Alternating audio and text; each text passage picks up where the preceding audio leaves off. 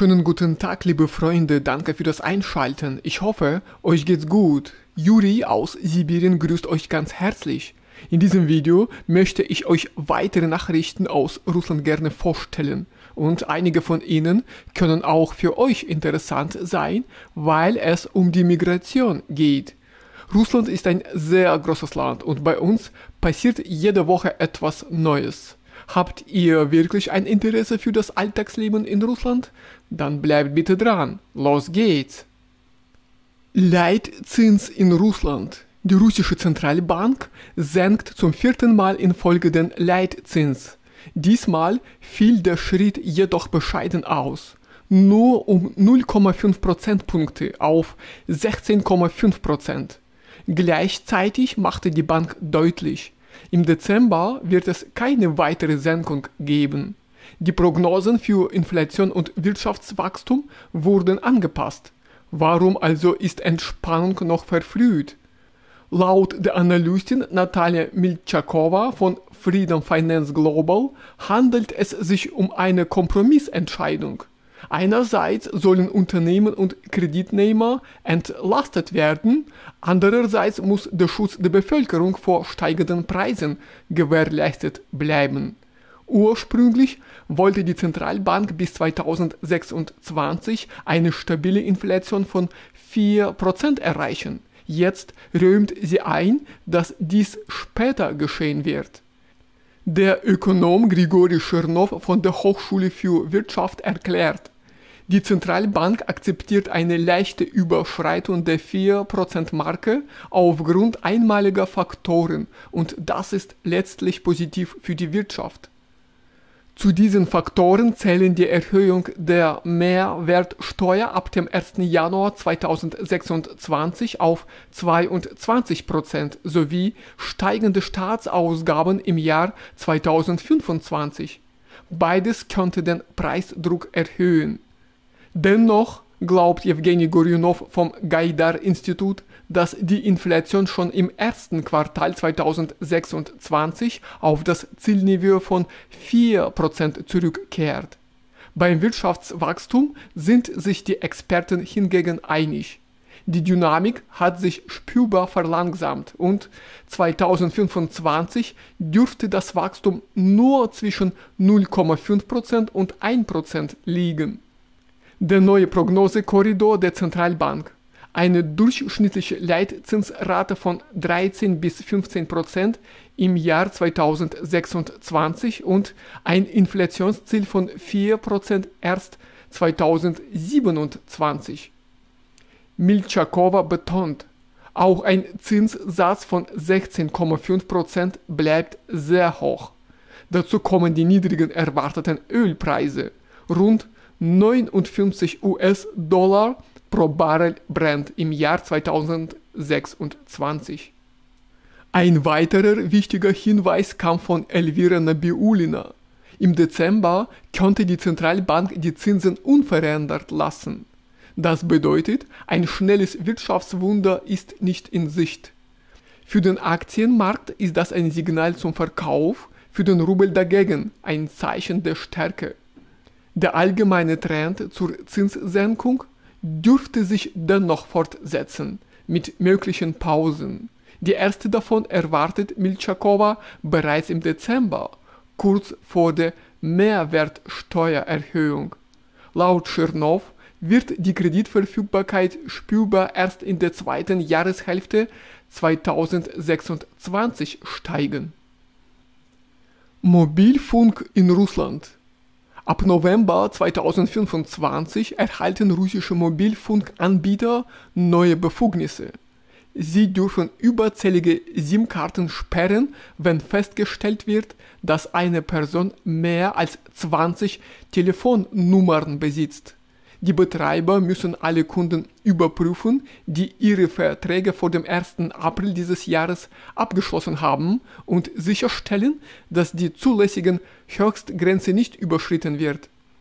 Nach den geltenden Regeln darf eine Privatperson maximal 20 SIM-Karten besitzen. Werden diese Anforderungen nicht rechtzeitig erfüllt, dürfen die Anbieter keine Telekommunikationsdienste mehr für diese Nummer bereitstellen. Die Maßnahme ist Teil eines umfassenden Programms zur besseren Kontrolle des Mobilfunkmarkts. Zuvor erinnerte der Duma-Abgeordnete Anton Nemkin, Koordinator des Projekts Digitales Russland, daran, dass seit dem 1. September ein Gesetz in Kraft ist, das Geldstrafen für die Weitergabe von SIM-Karten an Dritte vorsieht. Damit verschärft der Staat schrittweise die Kontrolle über die Nutzung von Mobilnummern mit dem Ziel, mehr Sicherheit und Transparenz im Telekommunikationssektor zu schaffen. Mutterschaftskapital in Russland. In Russland wird das Mutterschaftskapital erneut erhöht. Wie Tatjana Butskaya, erste stellvertretende Vorsitzende des Duma-Ausschusses für Familien-, Vaterschafts-, Mutterschafts- und Kinderfragen erklärte, beträgt die Zahlung für das erste Kind im Jahr 2026 737.205 Rubel. Das sind fast 50.000 Rubel mehr als im Jahr 2025, als der Betrag 690.267 Rubel ausmachte. Auch in den Folgejahren ist ein weiterer Anstieg vorgesehen. Im Jahr 2027 soll das Mutterschaftskapital 766.693 Rubel betragen und im Jahr 2028 797.361 Rubel. Diese Zahlen stammen aus dem Entwurf des Bundeshaushalts des Sozialfonds Russlands für 2026 sowie für den Planungszeitraum 2027 bis 2028. Die Staatsduma hat das Dokument am 22. Oktober in erster Lesung angenommen. Damit setzt der Staat die regelmäßige Indexierung des Mutterschaftskapitals fort, um Familien zu unterstützen und die Preissteigerungen auszugleichen. Migrantenkinder in Russland. Die russische Kinderrechtsbeauftragte Maria Lvova-Belova hat vorgeschlagen, einen Mechanismus zu entwickeln, der es ermöglicht, Migranten gemeinsam mit ihren Kindern aus dem Land auszuweisen. Laut dem Bericht kommt es derzeit zu paradoxen Situationen. Wenn ein Gericht die Ausweisung eines ausländischen Staatsbürgers anordnet, der alleinerziehender Elternteil ist, bleiben seine Kinder in Russland, da die Abschiebungsentscheidung nicht für Minderjährige gilt. Diese Kinder werden dann in staatliche Sozialeinrichtungen gebracht und bleiben dort, bis ihr Herkunftsland sie zurücknimmt. Ein Prozess, der lange dauern kann. Sie betont, dass solche Verfahren den Interessen des Kindes gerecht werden müssen, ohne dabei die staatlichen Interessen im Kampf gegen illegale Migration zu vernachlässigen. Sie schlägt vor, in solchen Fällen ein Modell des kontrollierten freiwilligen Verlassens des Landes einzuführen, um die Rechte der Minderjährigen zu wahren. Zuvor hatte der Vorsitzende des Menschenrechtsrates Valerij Fadejew erklärt, dass in Russland mehrere hunderttausend Kinder von Migranten leben, die nicht zur Schule gehen. Er forderte Programme, die es ermöglichen, dass die Kinder bereits in ihrem Herkunftsland Russisch lernen, bevor sie nach Russland kommen. Russischprüfung für Migranten. Mehr als ein Drittel der Migranten in Russland hat die Russischprüfung nicht bestanden. Das teilte die Pressestelle des russischen Bildungs- und Wissenschaftsministeriums mit. Zwischen Juli und September 2025 konnten über 35% der ausländischen Teilnehmer den Test beim ersten Versuch nicht bestehen. Insgesamt nahmen in diesem Zeitraum rund 275.600 Personen an der Prüfung teil. Etwa 87% der Migranten legten den Test erfolgreich ab. Die Prüfung ist erforderlich, um eine Arbeitserlaubnis oder ein Arbeitsvisum in Russland zu erhalten. Es gibt mehrere Stufen der Zertifizierung. Die erste Stufe umfasst nur den Sprachtest.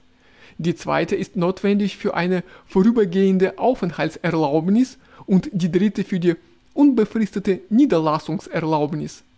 In diesen höheren Stufen werden zusätzlich Geschichte und Grundlagen des russischen Rechts geprüft. Die Tests können in 203 Prüfungszentren in ganz Russland abgelegt werden, sowie im Ausland, unter anderem in Tadschikistan und Usbekistan. Zuvor wurde bekannt gegeben, dass die Prüfung für einige Migrantengruppen vereinfacht wurde. Dazu gehören Teilnehmer des Programms zur freiwilligen Umsiedlung von Landsleuten sowie Personen, die nach Russland ziehen möchten, weil sie mit den traditionellen geistig-moralischen Werten des Landes sympathisieren. Also, liebe Freunde, das war's von mir für heute. Danke, dass ihr dabei seid. Auf jeden Fall wünsche ich euch alles Gute im Alltag und wir sehen uns bald in meinen neuen Videos wieder. Bis die Tage. Tschüss.